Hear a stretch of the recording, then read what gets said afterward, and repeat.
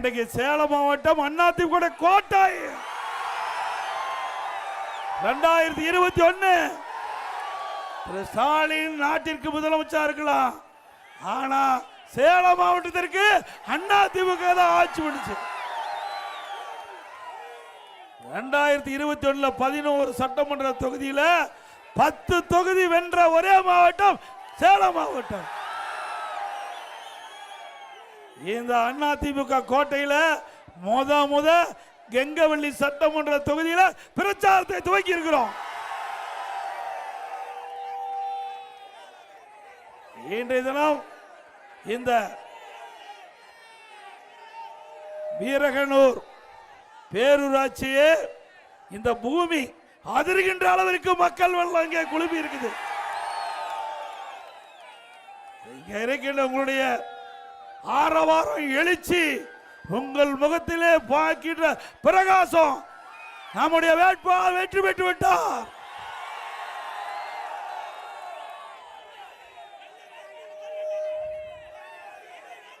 கெங்கவள்ளி சட்டமன்ற தொகுதியில்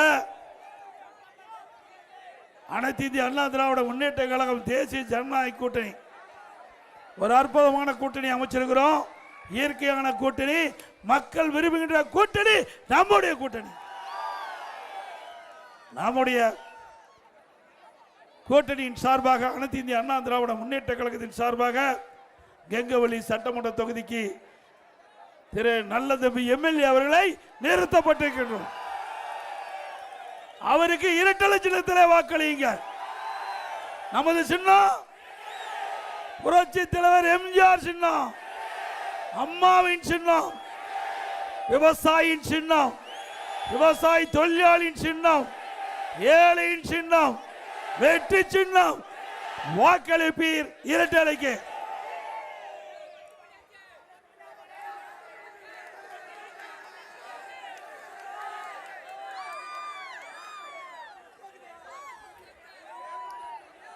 இன்றைக்கு உதயநிதி ஏதோ பேசிட்டு இருக்கார். பாவம் எடப்பாடி காலை தேடினார்னு பேசுறார். எவ்வளவு ஆணவ பேச்சு! இன்றைய இடம் தமிழருடைய பண்பாடு. ஒரு பொறுப்பு கிடைக்கின்ற பொழுது ஒருவரிடம் ஆசி பெறுவது தவறா? தவறா? திருமணம் ஆகிறோம், திருமணம் முடிஞ்ச உடனே பெரியவங்க காலில் ஆசி வாங்குறோம். ஒரு வேலை கிடைக்குது, வேலை கிடைத்த உடனே நம்முடைய பெரியவரிடத்துல ஆசி வாங்குறோம். இதையெல்லாம் உயர்ந்த பண்புள்ளவருக்கு தெரியும். பண்பு இல்லாத குடும்பத்தில் பிறந்தவருக்கு இப்படிப்பட்ட மரியாதை தெரியுதா? பொன்மனச்சம்பல் புரட்சி தலைவர் எம்ஜிஆர் திரைப்படத்தில் பேசி பாடல பாடி இருக்காரு. பதவி வருகின்ற பொழுது பணிவு வரும் தோழா. பதவி வருகின்ற பொழுது அது தேவை. ஆனா இன்றைய துணை முதலமைச்சர் உதயநிதி அவர்கள் காலில் நடக்கல, தலையில் நடக்கிறார். தலையில் நடக்கிறார். ஆணுவ பேச்சு. இன்றைய தினம் அவன் பேசணும்னா நிறைய பேச முடியும். ஏன்னா பேச வைக்கிறாங்க. கருணாநிதி குடும்பத்தை சேர்ந்த திரு ஸ்டாலினோ உதயநிதி ஸ்டாலினும் என்னை பேச வைக்கிறாங்க. என்னுடைய 51 ஆண்டு கால ஆட்சியில் யாரையும் தரக்குறையா பேசினது கிடையாது. ஆனால் நம்மை பற்றி தரக்குறையாக பேசினால் நாம விட மாட்டோம். விட மாட்டோம்ல? தொண்டனே விட மாட்டாங்க. உண்மைதானே? இன்றைக்கு திரு உதயநிதி அவர்களே இன்னைக்கு இந்த நாட்டுடைய துணை முதலமைச்சர். ஆனா 2 மணிக்கு அவர் என்ன பண்றாரு? ஒரு இன்ஸ்டாகிராம்ல ரீபோஸ்ட் பண்றார். யாருடைய காலை தேடி நீங்க இன்ஸ்டாகிராம்ல ரீபோஸ்ட் போடுறீங்க? எங்களுக்கு கேட்க தெரியாதா? அது மட்டுமல்ல, ஏற்கனவே நீங்க இப்படி காலை தேடி போய் தான் பால்டால் குடிச்சு தப்பிச்சிருக்கிறீங்க. மீண்டும் பால்டால் குடிச்சா உங்க பாடி தாங்காது தம்பி. எங்க பாடி வலுவான பாடி. நான் விவசாயி. இரவுகள் வராமல் உழைக்கின்றவர்கள் விவசாயி, விவசாய தொழிலாளி. இன்றைக்கு விவசாயத்திற்கு ஈடுன எதுவுமே கிடையாது. எவ்வளவு பணக்காரன் இருந்தாலும் அதிகாரி கண்டா பயப்படணும். நம்ம பயம் இல்லாத ஒரே தொழில் வேளாண்மை தொழில், விவசாய தொழில். அதனாலதான் என்னை ஒன்றும் பண்ண முடியல. யாருமே வழக்கு போட்டு பார்த்தாங்க, நம்ம வழக்கு போட முடிஞ்சுதா? ஆக விவசாயி நாட்டுக்கு உணவளிக்கின்றவர்கள். விவசாயி தனக்காக வாழாமல் இந்த நாட்டிற்காக பிறருக்காக உணவளிக்கின்ற, உணவை தயாரித்து உணவு கொடுக்கின்ற அற்புதமான பணியை செய்கின்றவர் விவசாயி.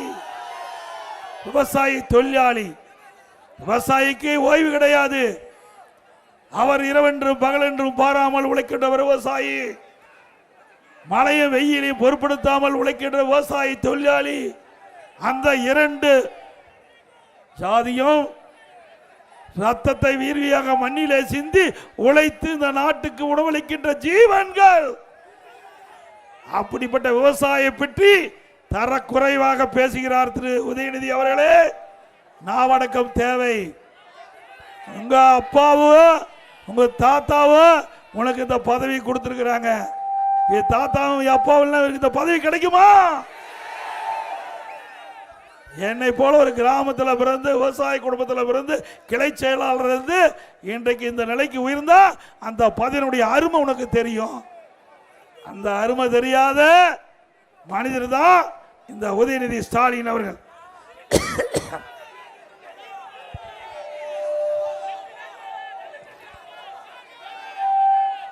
அது மட்டுமல்ல, திரு உதயநிதி அவர்களே, நீங்க யாருக்காக சென்னை மாநகர் மத்திய பகுதியில் பல 100 கோடி ரூபாய் செலவழிச்சு கார் பந்தயம் நடத்துறீங்க? யாருக்கா என்று வெளிப்படையா சொன்னா உங்களுக்கு அசிங்கமா போயிடும். நீ நாமடக்கம் தேவை. இல்லாவிட்டால் நான் மட்டுமல்ல, எங்க நிர்வாகிகள் மட்டுமல்ல, எங்களுடைய அனைத்து இந்திய அண்ணா திராவிட முன்னேற்ற கழக தொண்டர் அதற்கு தகுந்த பதிலடி கொடுப்பார்கள். யாருடைய பணம்? கார் பந்தயம் தேவையா? விவசாயம் எவ்வளவு கஷ்டப்படுறாங்க, விவசாய தொழிலாளி எவ்வளவு கஷ்டப்படுறாங்க. அவருக்கு தேவையான திட்டங்கள் கொடுப்பதற்கு பணம் இல்லைங்கிறீங்க. 100 நாள் வேலை திட்டத்தில் பணிபுரிந்த ஊழியருக்கு பணம் இல்லைங்கிறீங்க. எப்படி இந்த கார் பந்தயம் நாட்டுக்கு தேவையா? பல 100 கோடி ரூபாய் செலவு செய்ய யாருடைய பணம்? மக்களுடைய வரி பணம். அது மட்டும் இல்ல, இன்றைக்கு திரு கருணாநிதி அவர்கள் நல்லடக்கம் பண்ணாங்க. அவர் கட்சி தலைவர், திமுக சார்பா அவருக்கு நினைவு மண்டம் கட்டினாங்க, நாம ஏத்துக்கிட்டோம். ஆனா எழுதாத பேனாவை மக்களுடைய வரி பணத்துல நடுக்கடல்ல கொண்டு போய் 82 கோடி செலவு பண்ணி வைக்க வேணுமா?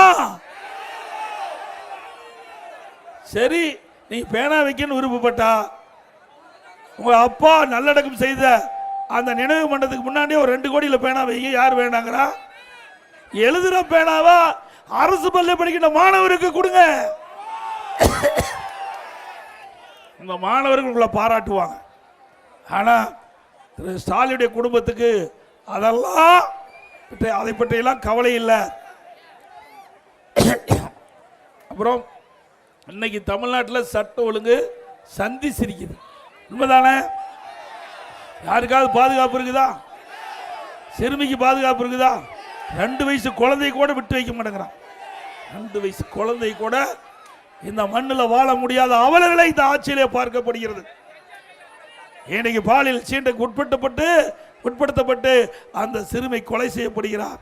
இன்னைக்கு பல பெண்கள் இந்த ஆட்சியில பாலியல் சீண்டலுக்கு உட்படுத்தப்பட்டிருக்கிறாங்க.